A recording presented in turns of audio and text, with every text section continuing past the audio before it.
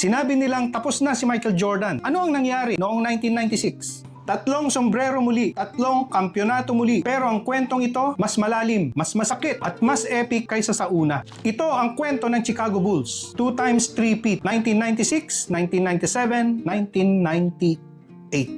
Noong 1993, nagretiro si Michael Jordan sa unang pagkakataon. Marami ang nagsabi, ang Chicago Bulls tapos na ang dinastiya. Pero noong 1995, bumalik si Michael Jordan. Pero hindi sapat. Natalo sila ng Orlando Magic ni Shaquille O'Neal at Penny Hardaway sa second round ng playoffs. At doon nagsimula ang mga alinlangan. Kaya pa ba ni Jordan? Kaya pa ba ng Bulls? Noong 1995-96 season, may isang bagong mukha sa Bulls. Si Dennis Rodman, ang pinaka-eccentric at pinaka-mapanganib na rebounder sa kasaysayan ng NBA. Kasama sina Jordan, Pippen at Coach Phil Jackson. Naging makina ang Bulls na halos walang kapintasan. Resulta, 72 wins, 10 losses. Ang pinaka-dominant na regular season record sa kasaysayan ng NBA noon. Gusto ng buong league na talunin sila. Walang makagawa noon. Sa finals noong 1996, kinarap nila ang Seattle Supersonics ni Gary Payton at Shawn Kemp. Determinado ang Seattle, pero ang Bulls, ibang level. 4-2 champions muli. At si Michael Jordan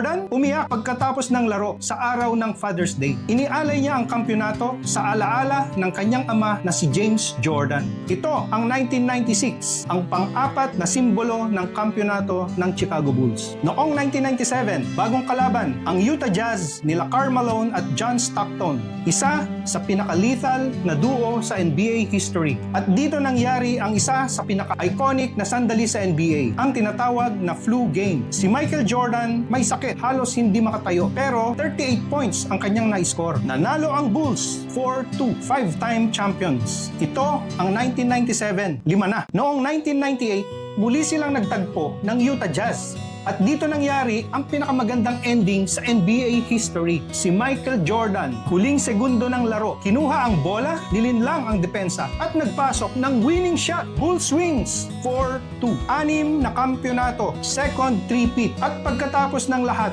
nagretiro na muli si Jordan. Ito ang 1998, ang ika-6 at huling simbolo ng Chicago Bulls dynasty. 6 na kampyonato, 2 three-peat. Walang tumalo sa kanila sa finals kahit kailan. Ang Chicago Bulls ng 1990s ay hindi lang isang basketball team. Sila ay isang phenomenon. At ngayon, hawak ko ang lahat ng 6 na locker room championship caps. Hindi lang collectibles. Simbolo, history ng Jordan, Pippen, Phil Jackson, Rodman ng Chicago Bulls team. Kung naniniwala kang si Michael Jordan ang GOAT, drop GOAT sa comments. At kung Bulls fan ka, isa para sa bawat kampyonato. Stay tuned dito sa 76th Avenue at mas marami pang kwento.